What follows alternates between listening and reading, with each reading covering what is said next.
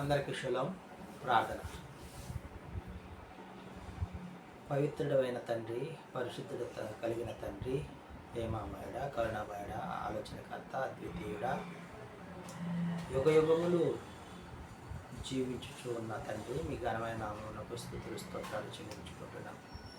ఆత్మస్వరూపిగా ఉన్న నీవు తండ్రి, నీ యొక్క ఆత్మను మా యొక్క శరీరములో ఊది మాకు ఆత్మను అనుగ్రహించిన విధానం బట్టి ఆ జీవాత్మను పరిశుద్ధముగా మేము కలిగి తిరిగి నీ వద్దకు చేరుకునే భాగ్యమును మాకు అనుగ్రహించి మేము ఏ విధంగా నడుచుకుంటే పరిశుద్ధులుగా పవిత్రులుగా ఉంటామో ఆ విధంగా ఆ ధర్మశాస్త్రం మేము గైకొనలేక ఉండటను బట్టి మరి ఎక్కువగా పాపము శాపమును పొందుకున్నట్టును బట్టి నీవే సశరీరుడికి ఈ లోకమునకు శరీరధారి అయి మాకు ఈ లోకమునకు వచ్చి మరణించి పునరుత్థానుడై ఈ విధంగా జీవించాలి, ఈ విధంగా చేయాలి అని తెలియజేసిన తండ్రి, మరి అటు రీతిగా మేము యెషువాను పోలి నడుచుకుని నీ సారూప్యతలోనికి నీ కుమారులుగా నీ కుమార్తెలుగా యాజకులుగా మారగలిగే జ్ఞానమును మాకు అందించుచు ముందుకు కొనసాగించు విధానం బట్టి మీకు స్తుతులు స్తోత్రాలు చెల్లించుకుంటూ మా రక్షకుడు విమోచకుడు యెషువా మెస్సయ్య నామమున అడిగి పొందుకుంటున్నాం తండ్రి, ఆమేన్. నా ప్రాణ ప్రియుడా, శ్రేష్టమైన ఫలములతో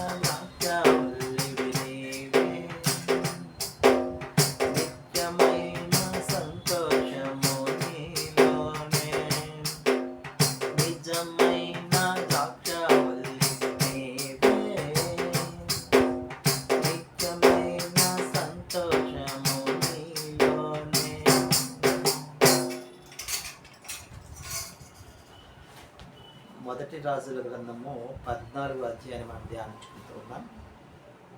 ఈ అధ్యాయంలో యెరోబాము కుమారుడు అబియా కాయల పడగా అంటే అనారోగ్యములకు గురిగా అవగా యెరోబాము షిలోహులో ఉన్నటువంటి అహియా ప్రవక్త అనే అహియా దగ్గరికి వెళ్ళి ఈ కుమారుడి విషయాన్ని విచారించమంటాడు తన భార్యతో. యరొబాము భార్య ముసుగు వేసుకొని ఒక్కతినే అహియా వద్దకు వెళుతున్నాక అదోనేవారు అహియాతో ఈ విధంగా సెలవిస్తూ ఉన్నారు. నీ వద్దకు యరొబాము భార్య వస్తూ ఉన్నది, తన కుమారుని నిమిత్తం ఈ విధంగా చెప్పు. అహియా అప్పటికే ముసలితనం ఉండి కళ్ళు కానరాక ఉన్నాడు. ఆమె కాళ్ళు శబ్దము వినగానే, యరొబాము భార్య, నువ్వు ఈ విధంగా ఎందుకు వచ్చావు? నీ యొక్క భర్త రాజు యరొబాము అదోనీకి విరోధముగా పాపం చేసి ఉన్నాడు. దావీదు నడిచినటువంటి ప్రవర్తన లేదంటే మార్గముల్లో యరొబాము నడవలేదు.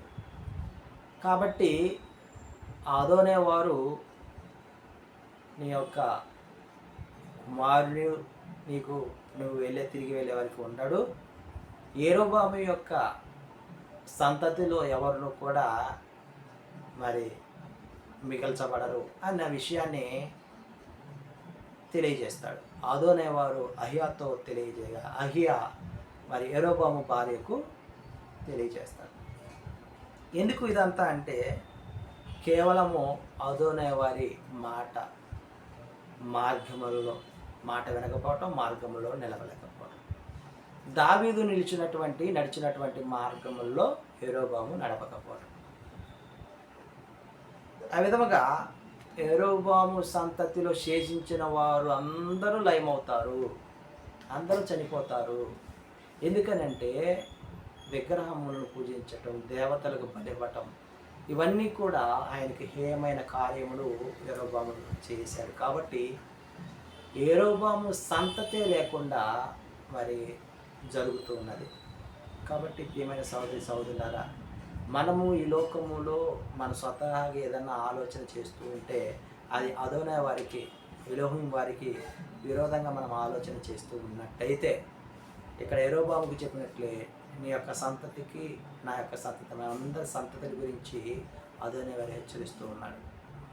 ఇకనైనా మారు మనసు పొందుకొని ఆయన వైపు, ఆయన మార్గం వైపు మరలమని. ఆమేన్.